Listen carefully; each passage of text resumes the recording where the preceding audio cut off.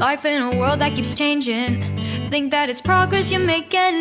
Copy and paste pretty faces all the time. Pictures so perfect we play. My good people, now welcome back to Anointed Lady TV. Welcome back to your #1 channel for legit news on politics and many other cocoa with the sub for inside this our green white green country, so we be Nigeria.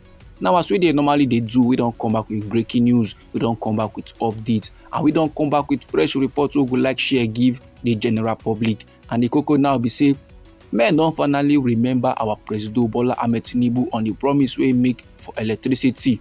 As I'm talking to you right now, and my good people, the African Democratic Congress don't come aside, they slam the 001 for South nation Nigeria, our President Asiwaju Bola Ahmed Tinubu, for failing to deliver on his 2023 campaign pledge of providing uninterrupted electricity within 4 years. And no be lie, my good people, as of 2023, when Oga Asiwaju Bola Ahmed Tinubu dey do campaign for presidency, he be make pledge say if he no provide electricity, as in if he no provide uninterrupted electricity for the first 4 years in office, make nobody vote for him for second term. Now, for inside one statement where the African Democratic Congress, their National Publicity Secretary, Malam Bolaji Abdullahi, statement where he post for his official social media handle for the popular social media platform we may know as X. Him now dey yarn say the power sector crisis wey we nation Nigeria get, this Tinubu administration don kukuma make am worst. They don come spoil everything the more, and they no offer meaningful reforms or clear direction. And now this administration, this Tinubu presidency, it don pass 2 years in office, yet men no dey enjoy uninterrupted electricity. Instead, men dey suffer electricity conditions despite the increment in tariff. And with the way national grid take collapse for this administration, men never observe am before for any other administration. There is stagnant electrification in rural areas. And as this administration, so they lack a comprehensive roadmap for reform, na evidence say they don't fail the general public. Our President Bola Ahmed Tinubu promised countrymen 24/7 power, yet the facts today they speak louder than his broken promises. Instead of men now to they enjoy power supply 24/7, men now they receive Shego Pro Max 24/7.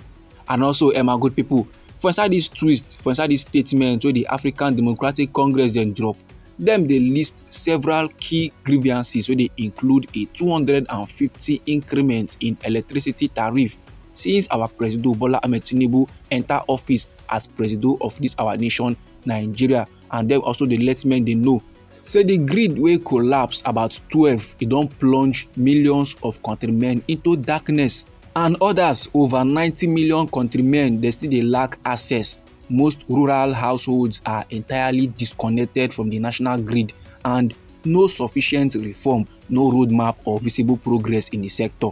And as the African Democratic Congress, they highlight the daily struggles of countrymen, them now constantly complain. Say millions of countrymen still they charge their phone for public kiosks, and millions of countrymen still they burn their income, their hard-earned income. Maybe say they're supposed to use and they do better thing for their family and their self.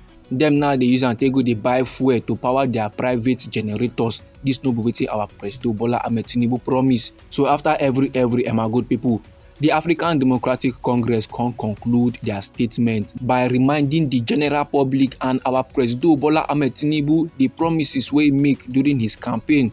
As our President Bola Ahmed Tinubu use a mouth to declare, say if he no provide electricity uninterrupted for the general public for the first 4 years in office, make men no vote for him for his second term.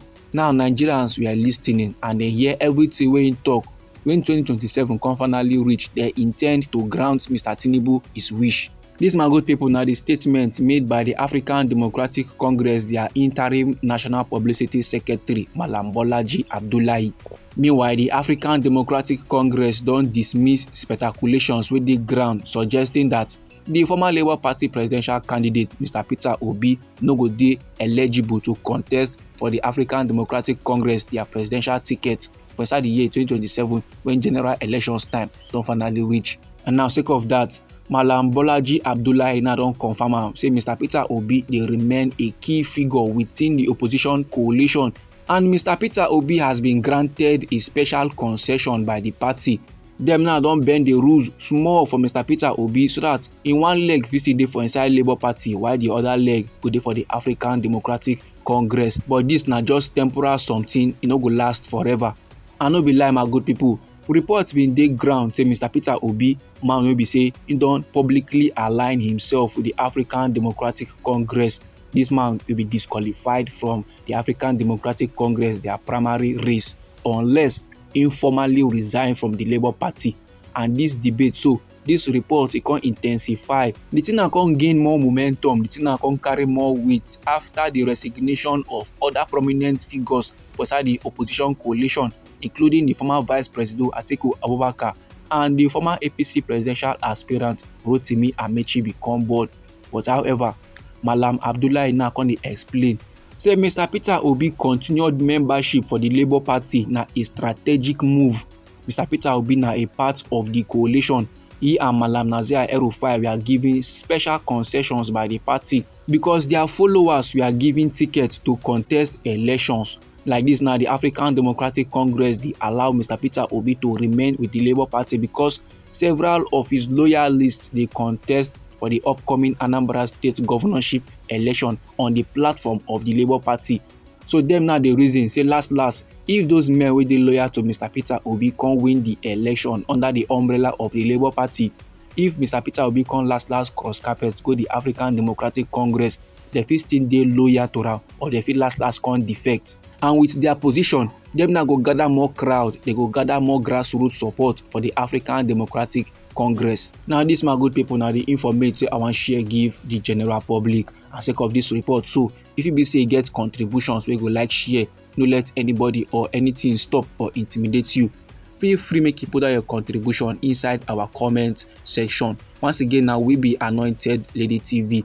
Now we dey like give una legit news on politics and many other koko wey dey sup for inside our green country, so we be Nigeria. And now if you be say you like this report, if you be say you like this update and you go like to dey receive more, then sharply make you subscribe to this channel and don't forget to put on the notification bell so that as we dey bring more news dey come your side, na you go first receive the update and you go even get am sharp.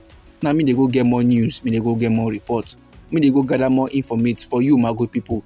Try make it no go anywhere.